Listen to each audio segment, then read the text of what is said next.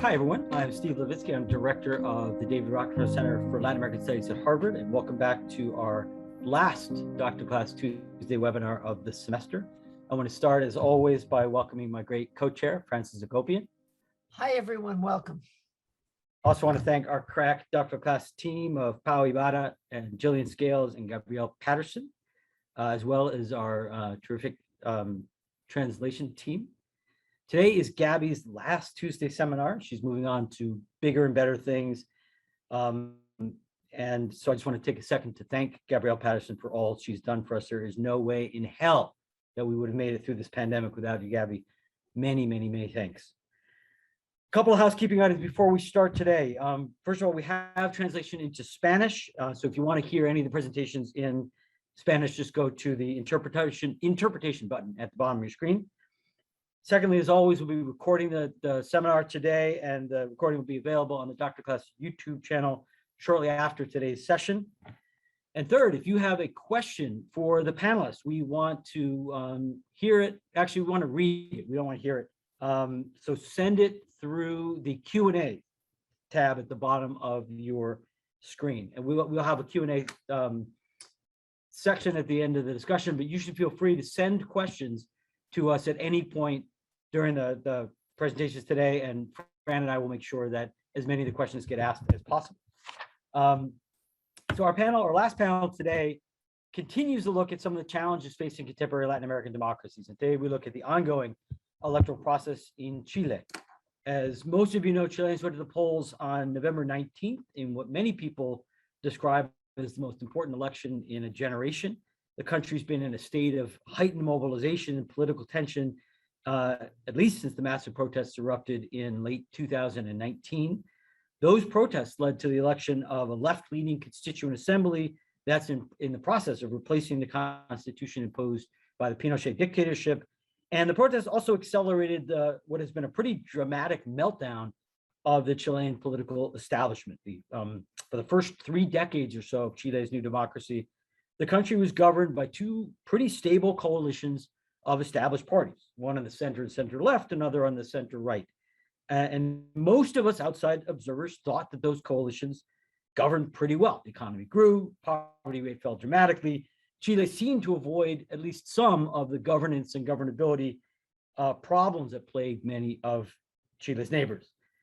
But Chilean citizens were less impressed than outside observers. They grew increasingly detached from political parties.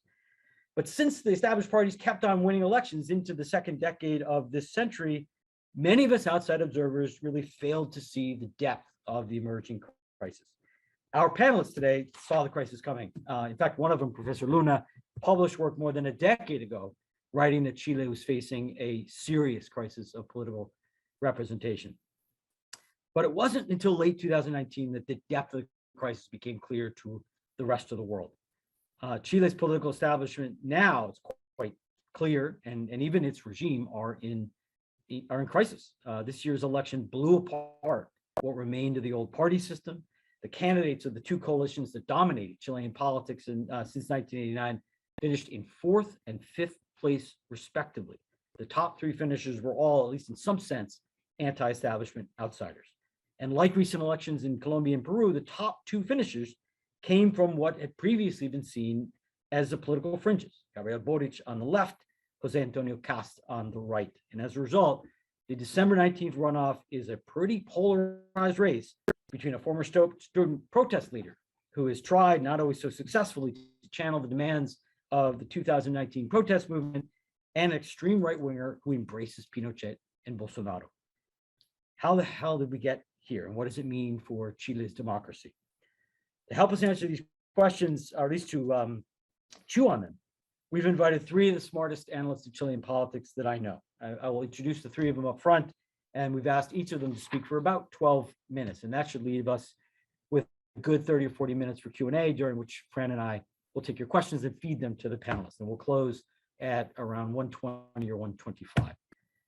So our panelists, in alphabetical order. Kathya Araujo is director of the Nucleus Millennial Center Authority and Power Symmetries. I don't think that's a very good translation, but that's what it is.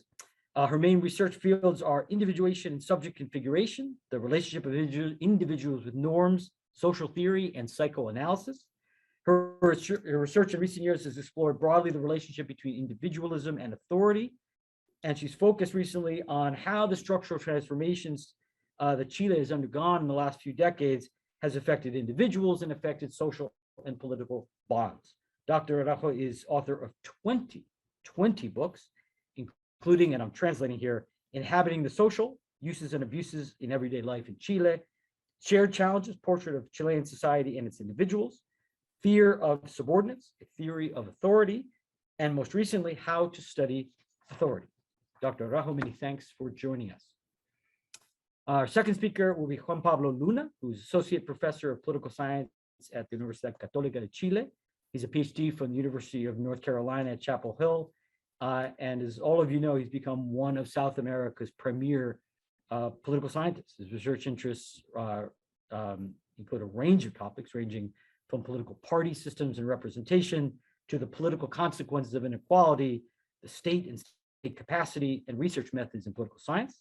He's author of several important books, including Latin American Party Systems, which was published by Cambridge University Press a little over a decade ago, Segmented Representation, Political Party Strategies in Unequal Democracies, which was published in 2014. And he's also co-editor of a great forthcoming book called Diminished Parties, Democratic Representation in Contemporary Latin America. I think it is due out next month, very soon. And as I mentioned earlier, among other things, Juan Pablo was about a decade, at least a decade ahead of the rest of us in identifying the crisis of Chile's party system. Juan Pablo, and I should mention, is also a former visiting scholar here at Dr. Class. So Juan Pablo, welcome back. Third, another friend of Dr. Class, Peter Siavelis is professor in the Department of Politics and International Affairs at Wake Forest University. He's a PhD from Georgetown University and has become, over the last quarter century or so, I was thinking about that number, Peter, but it's true, over the last quarter century, he's become one of the preeminent US-based scholars of Chilean politics. He's published widely on a range of topics in Latin American and Chilean politics, including candidate selection, electoral systems, presidencies, and informal institutions. He's author of the terrific book, The President and Congress in Post-Authoritarian Chile. And his most recent edited book is Democratic Chile, The Politics and Policies of a Historic Coalition with Kirsten Senberg. I don't know how many times we brought in Peter to the Tuesday seminar to share his insights into Chilean politics, but I can say for sure that each time has been worth the price of admission, which now that I think about it is zero. Peter, it is great to have you back, man. So let's start with Kathya.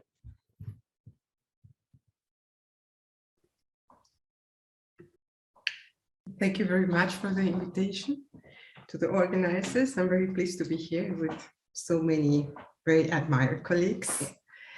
Okay, so I'll start just to say, to ask if I do think that these results are a total surprise. And I would say that not really. I think they're not a total surprise because they reflect something that was already there since the outburst of October 2019. And that means, which I mean is the massive support for the protests did not necessarily imply an agreement on how to resolve the demands raised in them, on who should resolve them. And we have to remember that 22% in the plebiscite voted against the idea of having a new constitution. So I think the dispersion of the vote in this first electoral round seems to me to be a good expression of all what I have said. Well, but in this context, we certainly have many, many things to worry about. I would like to raise 5 major concerns from this situation. First, the first concern is this results stage at the electoral level the dispute over the historical privileges of an elite that resists not only losing its economic privilege, but also resists the impulses for the democratization of social relations. A democratization of social relations that put in tension its own historical attributions of superiority. So the dispute was to be expected. And it's also to be expected that for a while, political conflict will continue, and it might be harsh.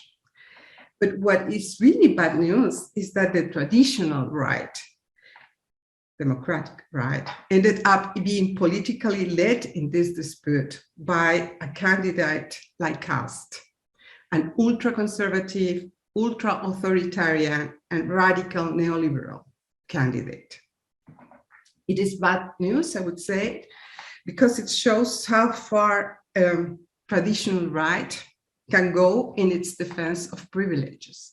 It is bad news too, not only because of the threat to democracy that it can pose, because of the obstacle to the necessary redistributions of wealth in the country, but also because of the advance of a type of political forces that go so far behind the processes of social transformations that the country has gone through. They go in the opposite direction of a country that, to mention only one element, has modernized and democratized culturally, in lifestyles and forms of self-conception of individuals. A country with more individualized individuals and individuals with a higher value of their autonomy. So the gap between these forces and society is evident and augurs well for a tougher dispute with fewer spaces for dialogue. Second concern, this election also shows the limits of left-wing positions to have more current, more better elaborated, and more realistic visions and perspective of how to face some of the most important challenges that people perceive in their ordinary lives. I will just mention 3 of a longer list because of time, but the first one is left-wing forces have insufficiently addressed the question of social regulation and how to deal, and the question of how to deal with the problem of violence, order, and stability. Second, left-wing positions have had a limited look at the issue of migration. They have often reduced this look to the approach to the problem of migration to the point of view of migrants, and they have paid much less attention on the local population and the processes this local population undergo. And the third one I would just like to mention is that left-wing discourse has not updated an idea of the common, and they have relied on a collectivist and communitarian idea of the common, which with it has privileged identity issues over a more general conception, a renewed, more general conception of social ties and social symbols. So this is my second concern, this gap between this link left-wing discourses or ideas and what people have to face. Third concern, this campaign shows the strengthening of an antagonistic and simplified political narrative of society. I do know that this is not only happening here in Chile, but I do think that this campaign has really strengthened this fact. Perceptions of the antagonists are produced with very high doses of simplism, indistinction, and stereotyping. The structuration of the political narrative is already to be found at the return of democracy in the 1990s. But the difference is that today, this narrative is no longer accompanied by the tacit agreements of the political class about the limits of these confrontations. So now the political scene is polarized, and the capacity for dialogue and agreements is reduced. So the future risk of stagnation and escalation of confrontation seems very real. So fourth concern is the lack of stability of these results. In my view, none of the candidates has a vote that one can consider faithful or stable. Many analysts explain this fact talking about a liquid electorate, a fluid electorate, but I think that this concept of liquid or fluid doesn't bring as much. I think this is better explained by the fact that Chilean society is facing an important process of reconfiguration, and this implies contradictory or at least tension movements. But these contradictory movements do not, they are not between groups, but they are contradictory in the individuals themselves. So I will just briefly mention three of these tensions as an example. For example, in Chile, empirical research has shown that we have individuals with great claims for the absence of support or even abuse of institutions, especially the state. But on the other hand, they have a great distance with institutions and a strengthened image of themselves and a very high confidence of their abilities to face social life. So these individual skills are a crucial element of their personal appreciation. So they need institutions, but they don't want to be near institutions, and they really value their individuality and their effort. Second example, we have individuals with increased expectations of horizontality. That means to be treated horizontality in a society that has historically been organized extremely hierarchical and in a top-down way.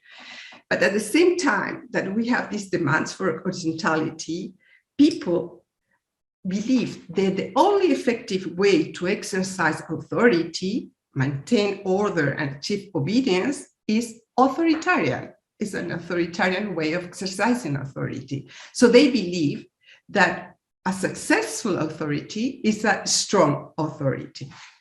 Second tension. And my third example, we have individuals that are strongly affected by feelings of overwhelm and uncertainty due to the excessive demands they must face in the ordinary life for structural reasons.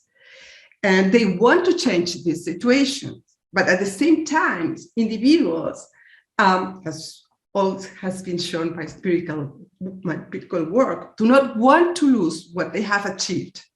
And they have made stability, tranquility, their most precious longing and the synonym of happiness. Happiness is to be stable.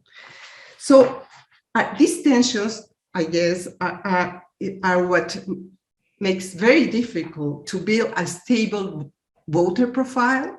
Like caste voters, probably part of them are against horizontality and the idea, because they want to defend their privileges, but some of their voters are pro-horizontality and modernization, but they do believe that an authoritarian authority is the only one which, be a good authority or would just achieve, the security they need in their ordinary lives, etc.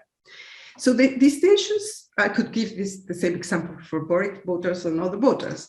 But what I want to say is that these tensions suggest that the very foreseeable lack of future loyalty, the uncertainty and weakness of these governments, the future governments, is a real threat, unless, I guess, the candidates generate not only alliances, but political programs that organically take into account all these different tensions, which I would like to underline, that are not between groups, but inside each individual.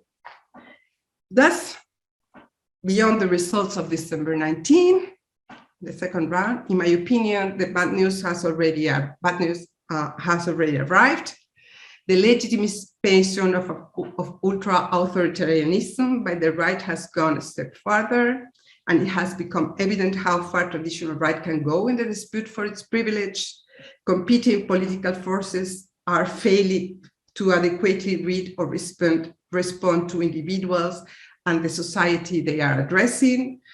A binary and simplistic structure of staging the conflict with a strong confrontational tint has been consolidated. And finally, whoever arrives, it will be very difficult for him to govern. This is not only because of the composition of the Congress or the Constitutional Convention, but also because of the difficulty of achieving a relatively lasting loyalty of the voters themselves. So the risks are high. The outcome will depend, I suppose, on the wisdom and decisions of the political forces in dispute. Thank you. Thank you, Professor Araujo. Our second speaker is Juan Pablo Luna. Thanks so much, Steve and Frank, for the invitation. It's great to be back at Dr. Class again.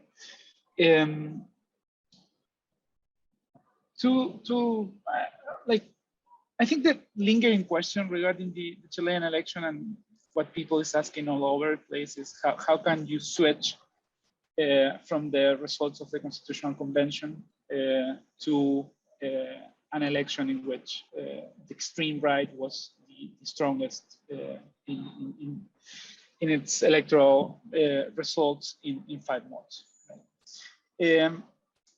And I think Kathya's presentation pointed at many of the things I wanted to touch on to explain this apparent paradox, because it's an apparent paradox. It's not, as she said and she put it, as much as a surprise. How can we explain this? And I would say 2 things. First is this election is not solving and will not solve and never was expected to solve the deep crisis of representation that we are living through in Chile in the last few years. And I would say it's more than a decade that you have seen this unfold slowly but steadily at the same time. And the second thing I think it's important to see is where you and we see ideology and parties, right? What we should be seeing is coalitions of angry people that essentially get together around an election and create a result that shifts us. And those shifts have to do with the different types of anger and the different type of emotions that get mobilized in each and every one of these electoral processes that we are living through, and there are many in the last 2 years, right? So in a context in which less than 50% of the people vote, who gets to vote and who does not determines a lot of what you see. And as Kathya said, it's not liquidity. It's different segments of society that get aggregated and mobilized in one electoral instance, and then get probably discontent and demobilized and do not vote, right? And those that are more intense and that better represent the mood of the moment get a result, right? And get a strong result in the elections. But those results do not mean much like 2 months after the election. That's the type of structure that underlies what we are seeing in Chile. For instance, to explain the results, the different results between the constitutional convention election and Sunday's election, you have to take into account the participation of elderly people and youngsters, right? And it's very different in terms of its composition and the composition of the electorate that ended up voting. At least this is what we hint at with the information that it's already available by Santiago. So after each election that has this structure I just described, in my view, both pundits and politicians overinterpret the results. Right? And they claim, the people wants this, right? And therefore, I mean, we are changing everything in this country. Right? Or the people wants order, and therefore, I mean, this is like Pinochet is coming back. And I think what you should be reading out of this is, no, the people sequentially wants all of you out. And this is what like the system and politicians and we as analysts have systematically not seen and not stressed enough. And what happens with those overinterpretations, in my view, is that they immediately lead to backlashes, right? Because like you see the elites in television like polarizing around this very radical views on or reading of interpretations about the electoral results, and people disengages because that's very far from what probably they voted for. Right? So you create these cycles in which like angry people mobilizes against something. It's usually against something or someone, right? Then their message gets overinterpreted by the elites. The elites engage in a game that doesn't represent anyone, right? Society kind of disengages, and then comes another election, and you have another coalition of people voting the rascal sound. So in a way, what was like what I think it's the holy grail that the political system couldn't really target well in this election is this idea of changes and deep changes with order, right? It's not change or order, it's orderly change, an orderly transformation. And that's what people was wanting to see in the country probably. But you have this like two competing views of radical change or order and a recession into authoritarianism. What's the common minimum denominator that ties these different election dynamics or election results together? Well, low turnout. It's much more important than polarization. We talk a lot about polarization. The problem is low turnout, and that's huge. I'm doing fieldwork now in the north, where Parisi was kind of a big shot in the election, and many people it's completely disengaged, and not even with Parisi, or like complete disengagement in the popular sectors. As Steve mentioned at the beginning, the old parties are out, right? On the center left and in the center right. You have personalistic parties up, Marco Enrique Sominami, Parisi, the Republican parties, so far a personalistic vehicle. You have a new trend in terms of the regionalization of electoral behavior, but this has to do more with like the decomposition and denationalization of the system, and kind of like regional leaders making a difference in different places, instead of a new regionalized party system being replacing the old system. Lots of anti-politics and anti-institutional messages gaining traction in mobilizing those that are more disengaged with politics, but still get to vote, for instance, for Parisi. We see this, like, again, polarization between the left and the right. People don't see that, right? And most of the system and the old system looks alike. And then and something that I think it's also underpinning, like this a structure which is not very structured, but it's a structure of how things are changing election through election, is even those that claim to represent the middle classes and the popular sectors are completely detached from those they claim to be representing, right?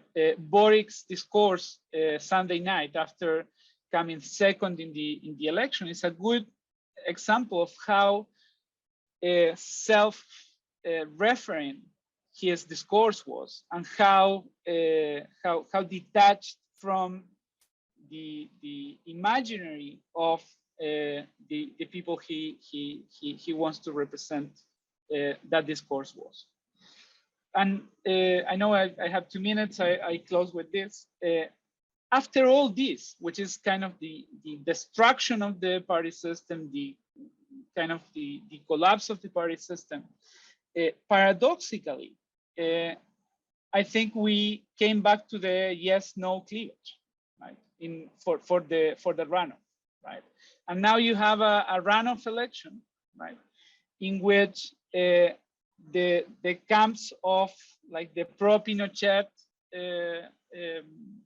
camp and the pro-democratic camp are reconfiguring around the candidacies of Boric and Cast.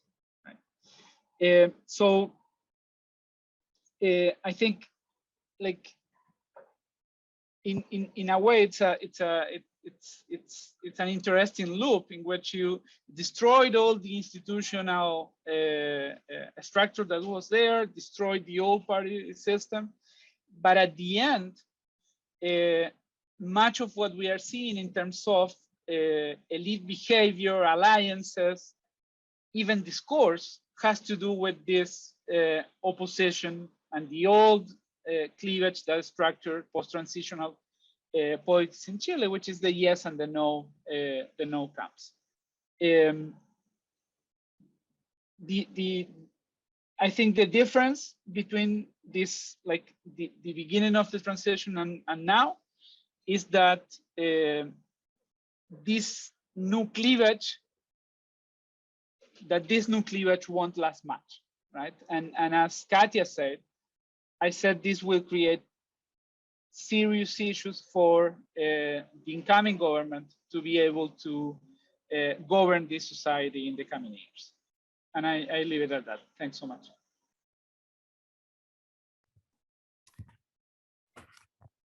Every time I come to grips with the fact that the Chilean party system is falling apart, Juan Pablo comes in and says, it's actually worse than that. It's done it again. Thank you, Juan Pablo. Our third speaker is Peter Siavelis. Peter? Hi, Dave. I would just first want to thank Steve and Fran for the invitation to be here. It's always a huge pleasure to be with you, and also to thank Jillian, Paula, and Gabriel for their help during getting this all this presentation all in order.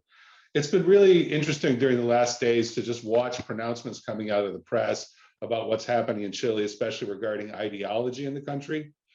So we hear all of this about how Chile has completely veered to the left right now, and this is another indication of the end of the pink tide. But then if we fast forward back to, I guess we rewind, we don't fast forward back, if we rewind to the primaries for the presidential elections, what we found is that the two most moderate candidates in each of the coalitions were really chosen to represent, be the standard bearers of their parties. So people pronounced that Chile was now a moderate country. And then we have the presidential vote, and we have this incredible shift to the right. And now Chile is an extreme right country. And all three things can't be true, that during the last 18 months, we've had this veering to the left and to the right and to the center. My interpretation is different. It also parallels Kathya's and Juan Pablo's a bit. I think what we political scientists try to do is really shove people into political boxes, shove people into ideological boxes. We see people vote a certain way, and then we assume that they hold these ideological commitments. What I see fundamentally here is what all three of these elections that I mentioned represent: the constituyente of the left, the primaries of the center, and the general election of the right, is a repudiation of the status quo, of people that are politicians. Anything that is from before needs to go away. It's a rejection of the duopolio, of the old concertación, nueva mayoría. And we're going to see that there's this ambiguity in terms of policy right now as well. And I'll talk about that a little bit when we talk about the election campaign. So that's just as a basic thought about what this means in terms of how we think about ideology in Chile. And I don't think we need to rush to judgment right now. This gets me to my next point. It's been really interesting to watch analysis of who's going to win. As I received message after message from all of my friends in Chile, letting me know they're feverishly packing their bags to escape Chile before Cast victory, I'm like, don't pack your toothbrush too fast. I think we need to wait a little bit here. People would think that Cast has this thing all sewn up. But then you look at recent polling, and one would think that Boric has it completely sewn up. The three pretty prominent polls in Chile came out showing Boric with a victory against Cast. Black and white poll, 3%, CADEM at 6%, and Pulso Ciudadano with a whopping 15% advantage over Cast in the election. I don't think my friends who are panicking and packing their toothbrushes are right. And I don't necessarily think that this analysis of Boric having this as an old sewed up election is right. Right now, this election is completely in play. Scarily enough, it can go either way, and it depends on a few things, I think, some of which Juan Pablo mentioned. I think what will play big in Boric's favor is turnout among young people was very, very high for the Constituyente, and this electorate was an old electorate. And Cast victory may provide a strong motor to motivate the turnout of young people to prevent a Cast victory. A lot of people have panicked too, because what they've done is they've taken the results from the first round and summed the vote of Parisi with Cast and with Sichel, and says, okay, right there we have a right-wing majority if a few people join in. This is also a huge mistake and a misunderstanding of Chilean politics, and in particular, a misunderstanding of the Parisi vote. Parisi definitely has right-wing elements in his platform, not to mention a whole number of skeletons in his closet, which are pretty frightening. But in addition, he's got a left-wing populist element in his platform. He's come out specifically rejecting the ultra-right directly, but it's a very strong anti-partido message, anti-business message, anti-elite message. But at the same time, there's decidedly leftist policies that would fit in under a Boric candidacy. Eliminating the AFP, free medicine, minimum pension, high minimum wage, reducing working hours from 45 to 40, attacking the existing model. But this coexists with an anti-state rhetoric as well, where Parisi wants to reduce public sector salaries, reduce the wages of parliament, and maybe even most importantly, these anti-immigration, racist sort of policies that Parisi has advocated. So in this sense, I think to just simply parse Parisi as a right-winger is a big mistake. In fact, the polls are showing that among Parisi voters, 28% have an intention to vote for Boric, and 26% have an intention to vote for Cast. Also, I suspect that there might be a small contingent of Sichel voters on the more traditional liberal right that are pretty repulsed by a caste candidacy. I don't think there's a lot of them, but there could be a few out there. Second round elections, in terms of in Boric's favor, second round elections can historically produce greater turnout, especially when the stakes are high and the margins are thin. And that's the case right now. And I think Juan Pablo is correct to note that this low turnout is a real problem. And then in the second round, we might see a turnaround. You know, these second round elections, that's not necessarily the case in terms of the second Bachelet election, where, you know, she was a runaway favorite and there was really not going to be competition, so people stayed home. I don't think in this second round election that we're going to see anything out like that. And I think we'll hear a lot of motivation to get the voter turnout to prevent a caste victory. On the other hand, there's a few things I think that are playing into caste's hand and into caste's direction. Until now, Boric has run a pretty problematic campaign, not expecting really to win, sort of surprised him. So who was late with his platform, some unforced errors in his messaging that I think really damaged his candidacy. And this parallels a bit what Juan Pablo and Kathya said about missing what the message needs to be to the Chilean middle class and the Chilean working class. Walking around talking about eliminating traditional rodeos because they're cruel, constant references to Gladys Marin are really not going to win over the kind of voters that Boric needs to win over.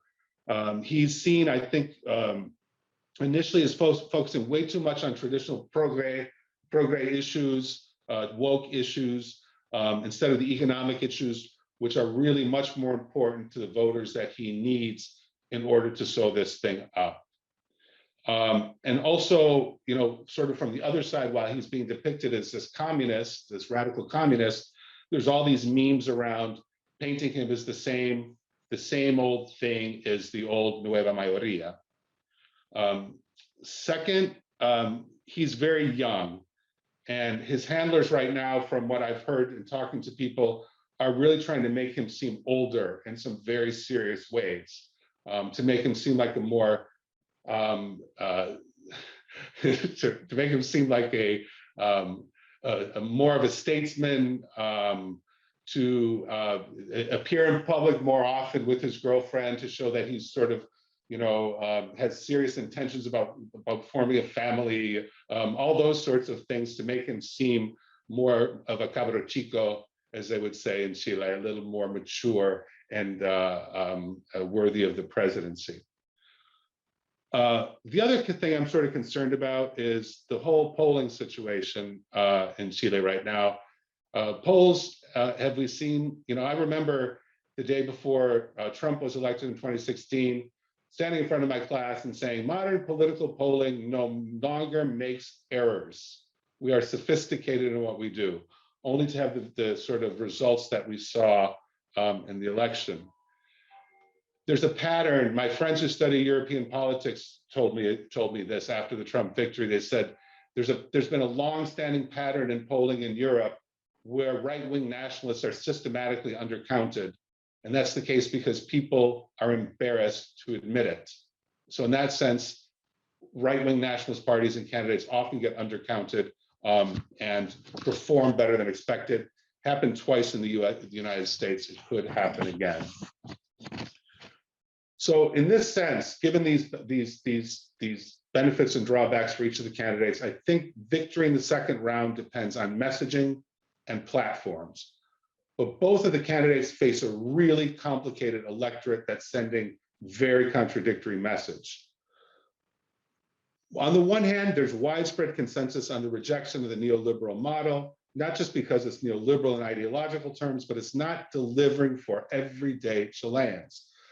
Everyday Chileans don't think, oh, this is a neoliberal policy that's not delivering. And the way we political scientists and the way we discuss it at Harvard, they don't talk about it that way. They just say, mi AFP no rinde. I'm not getting the money I need. My healthcare is not sufficient for me. Pharmaceuticals are too expensive.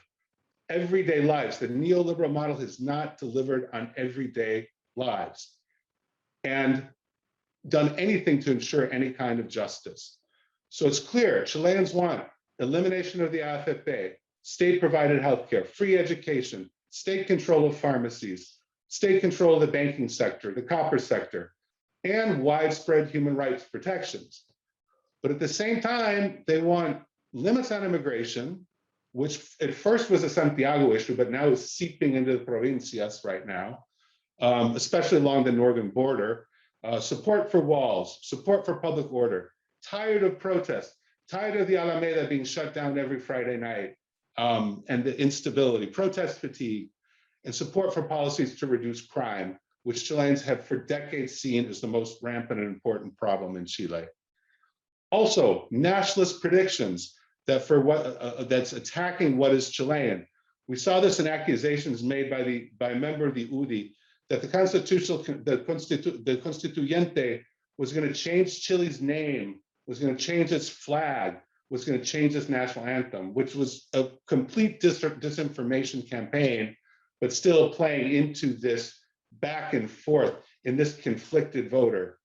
The proportion of the electorate, in my view, that fits this profile with strong commitments to changing social policies, but at the same time conservative with respect to sort of traditional Chilean values, is going to be the decisive electorate that determines which of these candidates gets chosen in the runoff election. Additional wildcards. The pandemic, that's always a wild card in every talk we've given in the last 2 years.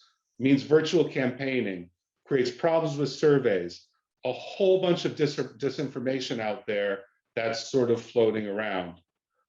Any sort of additional violence, heightened violence and protest could also shift this candidate one way, or this campaign one way or another. And famously unforeseen new information that always affects Chilean policy could come to the fore. I was going to talk a bit about the effect of the election on the constituyente, but I'm out of time. So I think we can leave that for the Q&A. And thank you.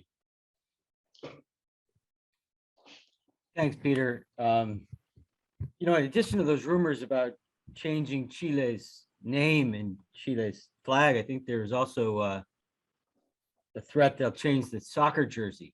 They're talking about ripping off the Peruvian jersey, kind of like they ripped off Pisco.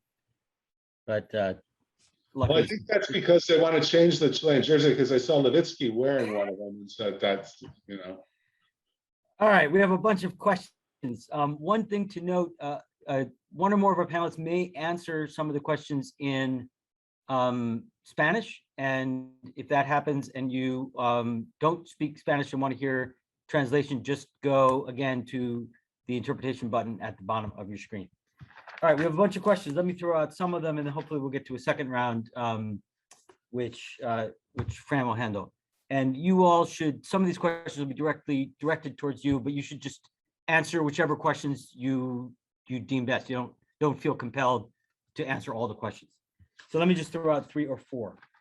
One of our participants asked to tell us a little bit more about the Parisi voter, and how the Parisi voter and Parisi's candidacy compares to other recent outsider candidates in Latin America. So that's one question.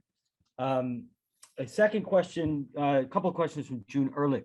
She asked for more comparative perspective on the Chilean election, in the sense that what similarities and differences do you see between the recent election in Chile and recent elections in, say, Colombia, Peru, Argentina, Brazil, maybe Mexico? Are there identifiable patterns, or is Chile really distinct?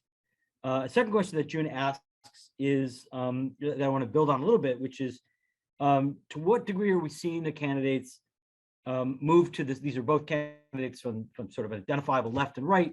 To what extent are they moving toward the center in the second round? And what does it mean in Chile today to be in the center, given the changing nature of cleavages? There were a couple of questions about the future of Chilean democracy. One asked whether there's a possibility of an economic crisis and maybe even a coup under a Bush presidency, sort of a repeat of the early 70s, and another question about what's the risk for democratic institutions under a caste government? Is he an authoritarian threat or not? And just one more question, Juan Pablo. This gets to one of your last points. You said that that oddly enough, what we're seeing is a kind of reemergence of the yes/no cleavage, at least at the elite level, in the second round. And my question is, how meaningful is that cleavage, the yes/no cleavage, to a younger generation of Chilean voters? Now, more than a generation since the transition. Would younger voters actually mobilize around the old yes/no, or some variant of the yes/no cleavage? Let's go in the same order that you answered the first time, and then hopefully we'll do a second round with Fran. Regarding the questions on the Parisi voter, well, I think the Party of People and the star of the previous election has elements that are key. A feeling that is anti-elite, anti-institutional, anti-politics, and a mistrust, institutional mistrust, and a feeling of abuse that is high, that doesn't start today. And this is something that we can point out since the 2000 in empirical sociological work. So from that area, so I think that there is a heart that's similar, but that heart that is similar has to way out. And one is more collectivist, collective, the assembly, the organization, and another that is more of making an echo on the individualistic, and the hyper actors, and trying to find ways of the institutional abuse. And the representative, the voter of Parisi, and where are they going? And this is pragmatic, hyperactive, and which is very important, is part of this reflection of the model of the individual throughout these 4 decades. And it is a point that we need to ask ourselves, and that is reviewing the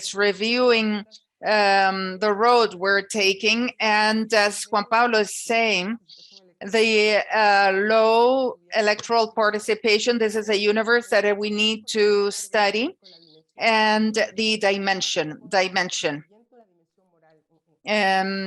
how we can carry out this dimension in the society. And I would like to say something in comparative terms.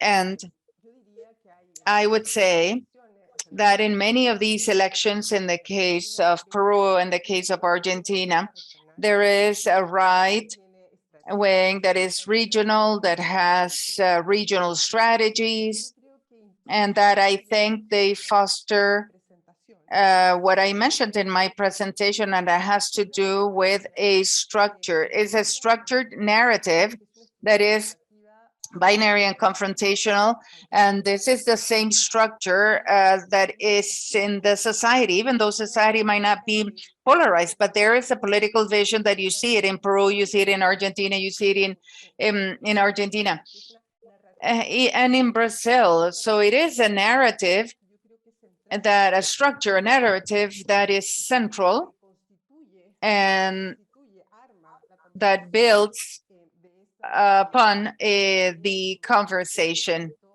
and it builds up successfully. I have some sociological reasons for that, but I didn't want to go into detail. So in that sense, the goals are similar goals, and I agree with Juan Pablo. The structure is a structure that was there since the 90s, with this idea of no, yes, and then in the elections produced and the return to democracy, and then the fear now returned to dictatorship, and the fear against communism. And elites had an impact, had a pact and on how they were going to carry it out, but this is not, it doesn't exist now, and it has not been modified. And that construction is more structured than what we had before. And this is in regional terms. Examples have been taken country to country, and in that sense, the goals are the goals from always: communism, poverty,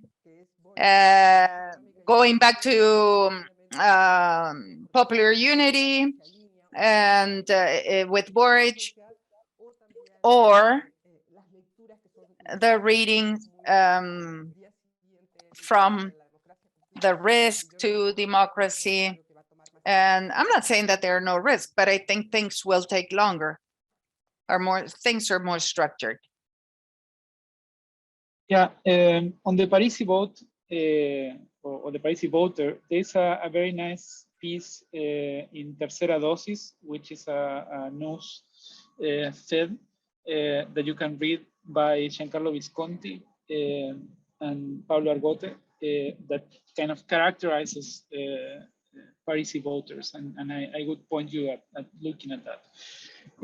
I think what it's important to get about Parisi is that there was a lot of buzz during the campaign that he didn't pay the pension to their children, to his children. He has an incredible debt on like pensions to his children.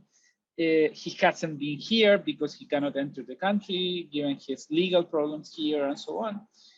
But if you talk to people here in the north, where I am now, people tell you he has been here, right? And he has spoken to us in a way that the other candidates have not, right? I mean, there's a lot of resentment in this region and in this area of the country with traditional politics, with institutions, with the state. And this guy kind of like has kind of like resonated well with what people want here. This is people that has some money, many of them, like he's like kind of middle-aged men working in mining. They do well, but they are very individualistic. They don't trust on this in the state, or they distrust institutions. They don't want to pay more taxes, and this has had some traction here. Right? Are the candidates moving to a center? What's the center?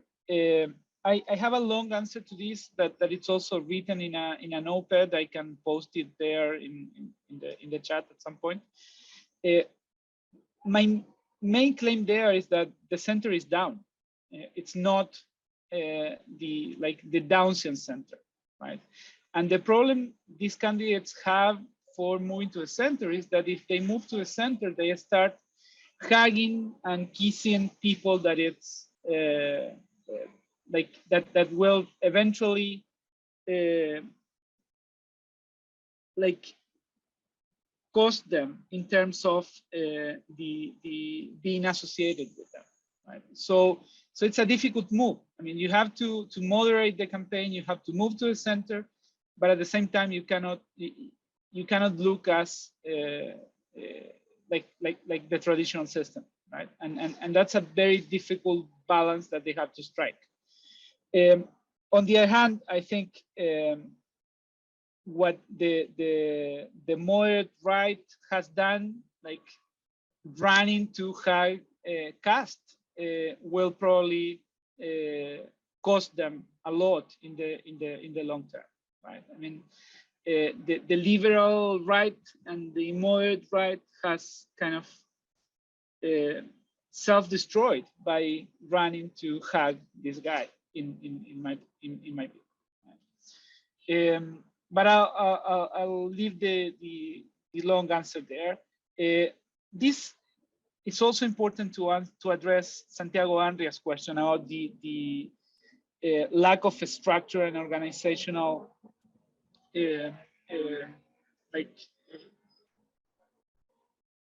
background that like a Boric candidacy has, right? And I think he's right on point.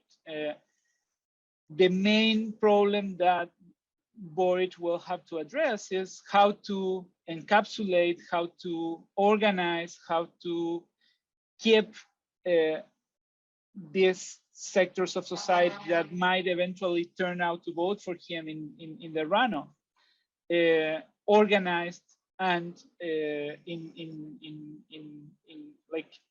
organizing ways that provide the government some time to govern, right? And I think that's a huge challenge, and it's a very difficult one.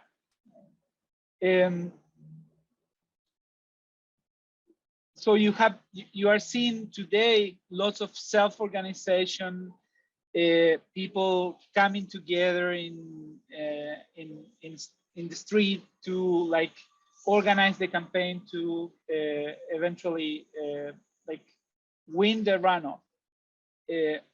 But if that structure and that movement doesn't stick, and it won't probably stick that much, that's a huge issue, because you have like all the de facto powers aligning against these candidates.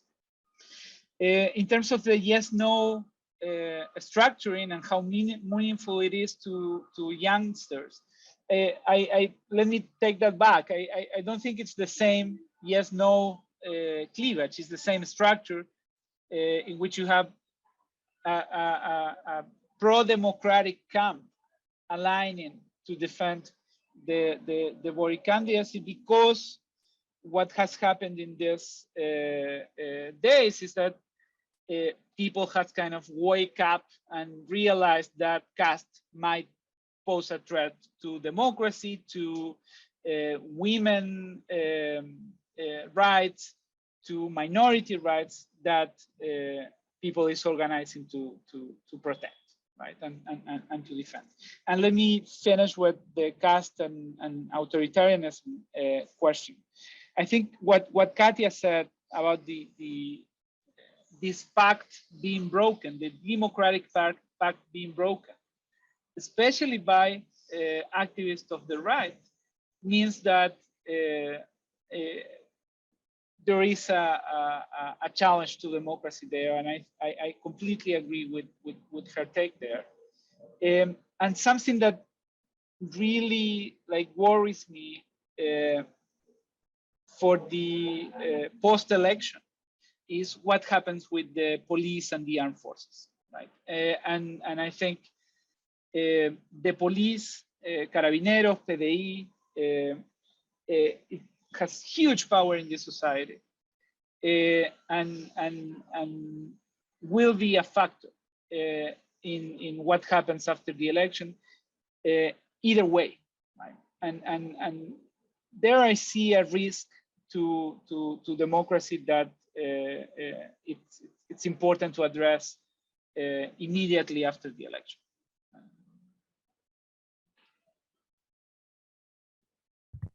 Thanks. Peter? Thank you. I'll just leave commentary on the Parisi voter aside. I think I mentioned that a little bit, and others have covered it well. On this idea of, sort of where is the center? I mean, I think first of all, the candidates do have to move to the center in a very, very bizarre way, in the way I described, with this kind of this type of voter that they have to attract in order to win. But the center has a big problem in Chile, just right now in general. The center is not presenting clear options. What is a clear option on the center? Not presenting clear candidates. And I think more importantly, that the center has a really, really deep association with the Concertación Nueva Mayoría sector of the population that really makes the center not a very attractive option anymore. In terms of the economic crisis and the coup, in terms of the threats to democracy in Chile, I think you need to read this book. I don't know if you heard of it, called How Democracies Die. I think you need to take a look at that book. Because really what I see here is I don't see, again, this dramatic movement against the democratic government in Chile or anything like that, but I see again this really frightening pattern of this slow erosion that we see in democratic norms, democratic values, and some of the dynamics emerging in Chile. I mean, it's not inevitable. I think a caste government is more likely to go down that road, but still, that was like what worries me more about the future of Chilean democracy than anything dramatic, or the role of the armed forces. The yes/no cleavage, I'm not convinced by that. I don't think that's really what is at play right now. That cleavage was the organizational basis of that cleavage was, I think, different based on pro and anti-democracy sectors.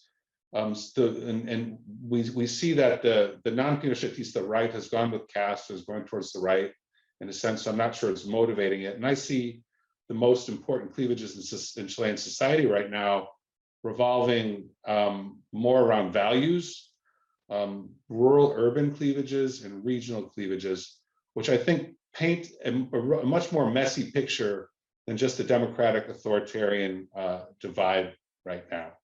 And I'll leave it at that. Thanks, Peter. Fran, you want to lead the next round? I'd love to. Thank you. And thank you for these wonderful presentations. It's so good to hear old friends talk and new friends talking about a subject that is very been interested in for decades, and which is Chile, and don't keep up with enough. So this has been incredibly informative for me. So I've been reviewing the questions, and some of them are sort of reprieving some of the themes that I think that you have addressed, but let's give this another go. So there's two narratives here. One is that this is this polarized electorate, and what we're seeing in Chile is the same thing that we've seen in other countries, including the United States, one of the questions brings up. And that's a kind of a polarization. Now, I think that Juan Pablo and others of you have been very clear that this is not a story of polarization. This is a story of abstention. But is it not possible that if 40% of the population drops out, that you get left with the extremes? So I think people are still want to know about polarization. But I'm going to follow your lead here and assume that this is a story about people who have not felt represented for a long time. I remember when Juan Pablo and I found ourselves on airplanes together talking about what was everyone doing praising Chilean democracy when no one under the age of 25 had registered to vote. What were people looking at? So this has been coming on for a long time. But what does this crisis of representation lead us to predict about not only what will happen on December 19th, but what will happen after that? Santi Arias' question was actually about more than, as I read it, more than Juan Pablo's excellent answer, but also it was about the fact that the difference between Bolivia in 2003 to 2005 in Chile today is that there's no mass. There's nothing else that can seem to mobilize and organize the Chilean people. The Chilean people seem to be atoms at this point. And the only alternatives that are coming out of the candidacies are personalistic candidates. My question is, have we been blaming the parties now for too long, or is there some problem with other encapsulating social organizations? We have a question about the Catholic Church, wanting to know what role the Catholic Church has played in the elections. And I'm wondering if they're playing any role anymore compared to the role they played in the 1980s, even the late 1970s. So are there any even if labor unions are in decline all over the world, what about neighborhood associations? What about women self-help groups? What about women's associations? Is Chilean society so atomized? This was the Pinochet dream, right? Was to atomize Chilean society because it was too organized. Is Chilean society organized in any way, or is it really, as you've all described it, just a bunch of angry people who are available to somebody who can express their anger? And maybe only for a few months, but all they need to do is express that anger until December 19th. So I'm very curious about what your predictions are, not just for December 19th, but for beyond this. You've said this is going to be very difficult for somebody to govern.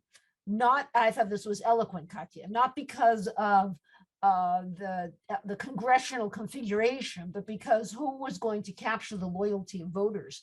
And I think that, to me, that's the question of the day.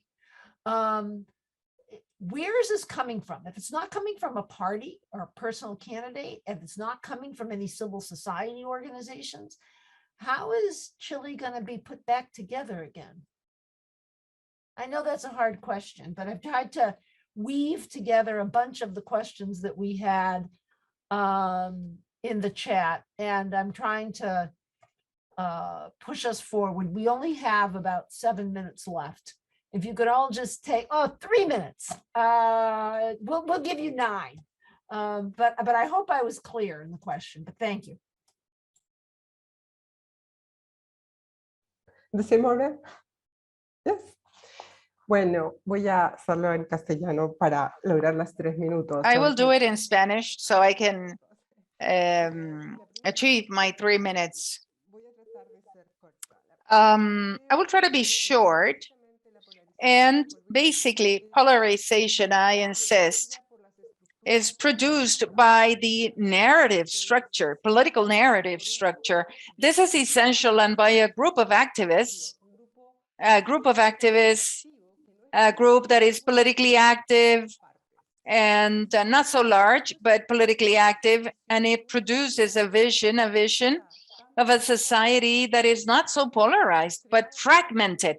It is extremely fragmented, with a fragmentation that, at least for what is shown in these studies, is a fragmentation that is mobile, is fluid, and is a fragmentation that we have popular sectors, mid sectors. It is a fragmentation even within each individual, how individuals are divided themselves.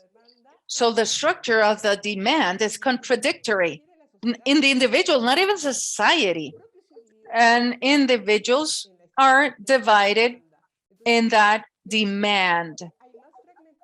So there is greater fragmentation, retraction. I have discussed this, and I think the worst problem of Chile is the process of detachment, social detachment that we'll have to go through. And I am very concerned about this. I'm trying to work on that, on the erosion, the moral erosion, the moral dimension. These are two things that are essential to think about the future of Chile. I think this cleavage, internal cleavage of the individuals have a profile of stable, and you constantly commit an error by trying to predict this, because it's a voter that will be moving from one side to the other, will be moving from the contingency and the political debate, moving from one side to the other. And the consequence is that voter will be voting today, and should vote mainly by Boric, but it will depend on how they build the context of discussion and debate. I would say that it is a reality when we come out of this period, everything will go back to their original demands. None of the candidates will get there. It will be moving back. So we have problems of loyalties, and what they will face is a fragmented society, great demands, and that has not stabilized sociologically. We have configuration without stability. And in that perspective, I would say that the issue of organization, the Catholic church has no weight. Chile has 20% of non-believers. Non-believers, it's very high. It's a society that has modernized, strongly modernized, and there are many organizations that build up on that. And what we know, it's organizations that are created and then disassembled very fast, very small, and very short life. So these are organizations with short life. And it is a fragmentation and maybe disorganization, because society is recomposing, rethinking about the relationship of power and value. And this dispute makes it evident that in the following years, we will be having many conflicts, much oscillation of the population, politically speaking, but in other terms too, and we need to wait for that. This is what we are looking for, or we think will be getting, but it will be produced in a fragmented society in time. Yeah, I completely agree with what Kathya said. Just to add some thoughts. Thanks, Frank, for bringing political sociology back. And my answer to that is we need much more political sociology. We don't have it. And in terms of society, my hunch is that there is nothing. This is Pinochet dream, right? And what you have now is people that get elected but have less time to govern. They don't have a way to represent the complexity of societal interests in ways that produce order and legitimacy for enough time to make a difference. And therefore these leaderships collapse. What's the solution to this? We don't have it. And I don't see any solution coming forth in the short term.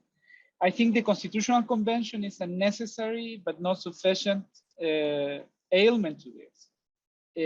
But it won't be enough, even if it ends up being successful. And I think part of what we are seeing, and this is not Chile, this is liberal democracy all over the place, is the type of problems we have to govern societies in a liberal democratic way these days also relate to pitfalls of the development model, of the societal structure that was and is associated to the development model, and also with state capacity issues that we don't often talk about or think about when we look at electoral results and institutional politics, right? Just to mention a few things, environmental groups are key in the discontent that we are seeing in Chilean society. Organized crime dynamics, the erosion and corruption of police forces, ethnic conflicts. All these things are enmeshed and in what we are seeing as emerging in the electoral results in Chile. And all of these things point at what Kathya was referring as the atomization and fragmentation of conflicts in society. And those conflicts are not being, like the political system is not being able to represent those conflicts and to kind of mediate those conflicts effectively in this society. So I think we have a civilizational challenge here, right? We have these democratic institutions that are not being able to address the type of conflicts that societies create. And we don't have anything thought out on how to like resurrect democratic ideals with new institutional formats that make justice to the complexity of contemporary societies, right? And in that sense, it's, to me, it's frustrating to see the Constitutional Convention debate being centered around where we should go for parliamentarism or presidentialism. While I think, or direct democracy for that, like also fell short, right? Whereas, as Gargarella has recently argued in a book he just published a few months ago, we really need to think through new institutional ways of governing society. And otherwise, I mean, what we have is this continuous ebb and flow of coalitions that cannot create order or legitimacy in contemporary society. Thank you. And the last word to Peter. Just to highlight a few things that have been said already and to try and combine very briefly, because we're out of time, Fran's question. I think the reality is that every single institution in Chilean society is extremely low rated. I mean, across the board. That's not the case. That's the case in many, many countries, but it's not the case to the same extent in other countries that it is in Chile. And the rapidness with which that's happened is very, very unusual in Chile. So I think in many senses, you know, I use the analogy of like the toothpaste is out of the container and it's really, really difficult to put back in once it's out. You know, this atomization, this lack of identification with institutions, the suspicion of any institution in society that we see developing in Chile makes it very, very difficult to reconstruct any meaningful kind of institution. That said, you know, I try to be an optimistic person, but you know, as Steve said, I've been studying Chile for a very, very long time now, and this moment brings me back to the 1988 plebiscite, before most people who are watching this presentation were probably born. And there was the same sense with the victory in the plebiscite, que la alegría ya viene, that like the Constitutional Convention that was elected, it's going to solve all of Chile's problems. You know, we've taken care of everything. And it's very clear that we can see that the decades of the Concertación did not take care of what needed to be taken care of. La alegría nunca vino. It just didn't, right? And so what I fear is that the constitutional process will have some of the same results, people with very, very high expectations. And part of that grows from the fact that many people are seeing, when you hear people talk in Chile, they're seeing this constitution as a piñata, which is candy for everybody, you know, and that's not what constitutions are for. They're to set up a framework for governing. They're to set up rules to protect minorities. They're to set up frameworks for representation. And it's going to be, my pessimism comes from this has got to be a very, very, very narrow line that the Constituyente draws between addressing the deep fundamental inequities and injustices in Chilean society, not through policy, but through eliminating barriers to reform and allowing the political process to engage in those reforms. And at the same time, establish rules that can protect minorities and do what constitutions are supposed to do. So I think that's a real challenge that the Constituyente faces right now. Thank you, Peter. I need to close. Many, many thanks to Kathya, Araujo, Juan Pablo Luna, and Peter Siavelis for sharing their time and many, many insights. We really appreciate it. Have a good break, everybody. We'll see you on the other side. We're actually not sure whether we'll be remote or hybrid in the spring, but we'll let you know. Have a good break. Take care, everyone. Thank you. Bye-bye.